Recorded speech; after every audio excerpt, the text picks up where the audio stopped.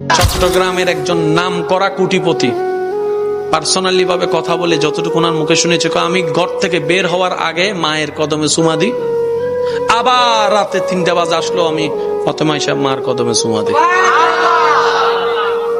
আমি আজকে এতটুক শুধু আমার মা দোয়া, উনি নিজে বলছেন, আমি এখনো পর্যন্ত আমার রাত্রেবেলা এসে আমার মায়ের রুমে বসে তারপর আমি মার চেহারার দিকে তাকাই তাকাই আমি ভাত খাই। ওই যে দোয়া, বড় জিনিস। দোয়া কি জানেন? একটা বিশাল পাথর আপনার ভাঙতে লাগবে 10 বছর রাস্তা করতে। দোয়া এমন একটা নিয়ামত, ওই 10 বছরের কাছে আল্লাহ আপনাকে 1 বছর আগাই দিবে। তো সেজন্য দোয়ার দরকার আছে না নাই? আমি শুধু আমার ইউথদেরকে বুঝাতে চাচ্ছি, ডাক্তার হন, ইঞ্জিনিয়ার হন, পাইলট হন, যা হওয়ার হন, আপত্তি নাই, সমস্যা নাই। কোরআনকে একটু ধারণ করুন, নবী রাহমাতুল লিল আলামিনকে অন্তরে জায়গা দিন, এই রাজত্ব আপনার কাছে আসবেই আসবে। সুবহান।